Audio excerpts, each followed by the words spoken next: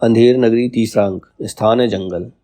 महंत जी और नारायण दास एक ओर से राम भजो इत्यादि गाते हुए आते हैं और दूसरी ओर से गोवर्धन दास अंधेर नगरी गाते हुए आते हैं। महंत, बच्चा गोवर्धन दास, कह क्या भिक्षा लाया? गठरी तो भारी मालूम पड़ती है। गोवर्धन दास, बाबा जी महाराज बड़े माल लाया हूँ, 3.5 सेर मिठाई है। महंत, देखूं बच्चा। मिठाई की झोली अपने सामने रखकर खोलकर देखता है। वाह वाह बच्चा, इतनी मिठाई कहाँ से लाया? इस धर्मात्मा से भेंट हुई। गोवर्धन दास, गुरुजी महाराज 7 पैसे भीख में मिले थे, उसी से इतनी मिठाई मोल ली है। महंत, बच्चा, नारायण दास ने मुझसे कहा था कि यहाँ सब चीज टके सिर मिलती है, तो मैंने इसकी बात का विश्वास नहीं किया। बच्चा, ये कौन सी नगरी है, उसका कौन राजा है जहाँ टके सिर भाजी और टके सिर ही खाजा है? गोवर्धन दास, अंधेर नगरी चौपट राजा, टके सिर भाजी टके सिर खाजा। महंत, तो बच्चा ऐसी नगरी में रहना उचित नहीं है जहाँ टके सेर भाजी और टके सेर ही खाजा हो। दोहा, सेत सेत सब एक से जहाँ कपूर कपास, ऐसे देश कुदेश में कबू न कीजे बात। कोकिला वायस एक सम पंडित मूरख एक, इंद्रायन दाड़िम बिसे जहाँ ना नेकु विवेक। बस ये ऐसे देश नहीं कनक वृष्टि सो होए, रहिए तो दुख पाइए प्राण दीजिए रोए। दोहा बोलता है, सेत सेत सब एक से जहाँ कपूर कपास, जहाँ पर कपूर और कपास सब एक जैसे हों, और ऐसे कुदेश में कभी भी वास नहीं करना चाहिए। कोकिल व्यास एक सम पंडित मूरख एक, मतलब कोयल और कौवा एक ही बराबर, पंडित और मूरख एक बराबर, ऐसे देश में नहीं रहना चाहिए। इंद्रायण दाड़िम विषय जहाँ नानाकु विवेक, ऐसे प्रदेश में किसी के पास जरा सी भी बुद्धि नहीं है। बस ये ऐसे देश नहीं कनक वृष्टि सो होए, जहाँ पर सोने की वर्षा होती हो, ऐसे देश में कभी रहना नहीं चाहिए। अगर वहां रहोगे तो दुख पाओगे, और दुख तो क्या तुम्हारे प्राण भी जा सकते हैं। सो बच्चा चलो यहाँ से। ऐसी अंधेर नगरी में 1000 मन मिठाई मुफ्त की मिले तो किस काम की। यहाँ एक क्षण नहीं रहना, यहाँ पर एक भी क्षण नहीं रहना। गोवर्धन दास, गुरुजी ऐसा तो संसार भर में कोई देश ही नहीं। 2 पैसा पास में रहने से मजे से पेट भरता है। मैं तो इस नगरी को छोड़कर नहीं जाऊंगा, और जगह दिन भर मांगो तो पेट भी नहीं भरता। वरन बाचे बाजे दिन उपास करना पड़ता है, सो मैं तो यहीं रहूंगा। मैं देख बच्चा, पीछे पछताएगा। गोवर्धन दास, आपकी कृपा से कोई दुख नहीं होगा, मैं तो यही कहता हूँ कि आप भी यहीं रहिए। महंत, मैं तो इस नगरी में एक क्षण भी नहीं रहूंगा। देख मेरी बात मान, नहीं तो पछताएगा। मैं तो जाता हूँ, पर इतना कहे जाता हूँ कि कभी संकट पड़े तो हमारा स्मरण करना। गोवर्धन दास, प्रणाम गुरुजी, मैं आपका नित्य ही स्मरण करूंगा। मैं तो फिर भी कहता हूँ कि आप भी यहीं रहिए। महंत जी और नारायण दास के साथ जाते हैं। गोवर्धन दास बैठकर मिठाई खाता है और पर्दा गिरता है। अगला है चौथा अंक। स्थान है राज्यसभा। राजा है, मंत्री, नौकर लोग यथास्थान सभी स्थित हैं। एक सेवक चिल्लाकर, पान खाइए महाराज। राजा पीनक से चौंक के घबराकर उठता है। क्या कहा? सुपंखा आई है महाराज, पर भागता है। मंत्री राजा का हाथ पकड़, नहीं नहीं, यह कहता है कि पान खाइए महाराज। राजा, तुष्ट लुच्चा पाजी, नाहक हमको डरा दिया। मंत्री, इसको 100 कोड़े लगे। मंत्री, महाराज इसका क्या दोष है? ना तो तमोली पान लगा कर देता, ना यह पुकारता। राजा, अच्छा, तमोली को 200 कोड़े मारो। मंत्री, पर महाराज आप पान खाइए सुनकर थोड़े ही डरे हैं, आप तो सुपंखा के नाम से डरे हैं, सुपंखा को सजा हो। राजा घबराकर, फिर वही नाम?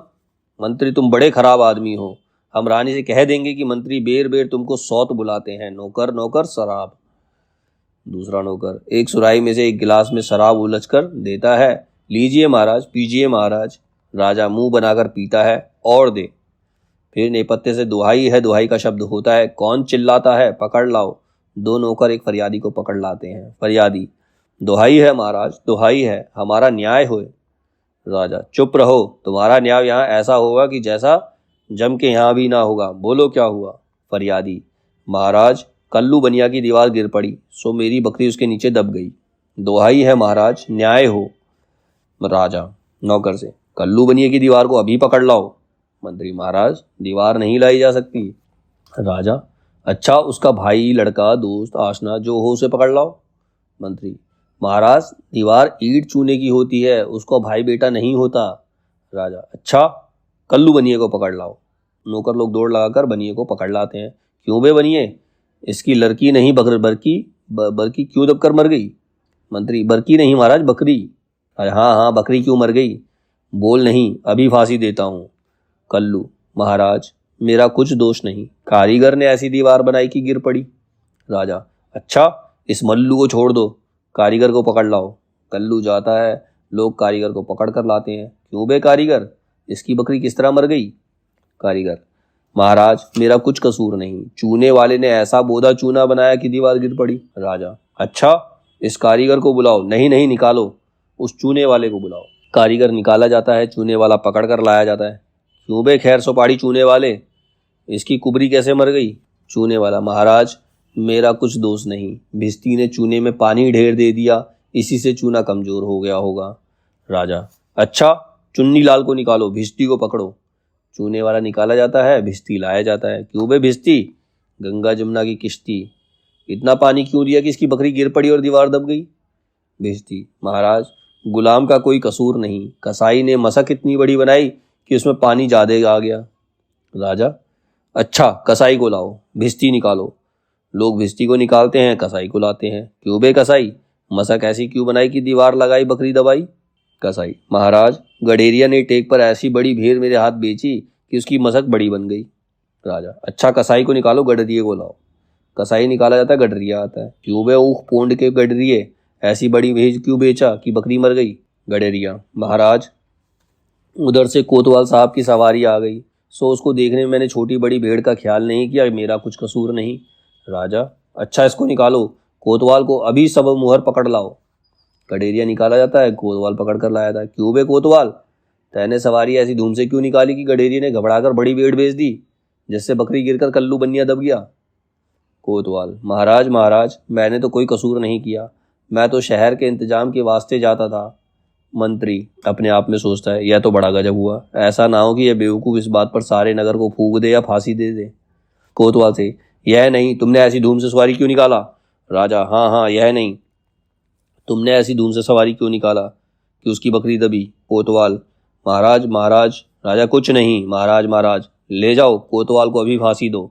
दरबार बर्खास्त, लोग एक तरफ से कोतवाल को पकड़कर ले जाते हैं, दूसरी ओर से मंत्री को पकड़कर राजा जाते हैं और पर्दा गिरता है।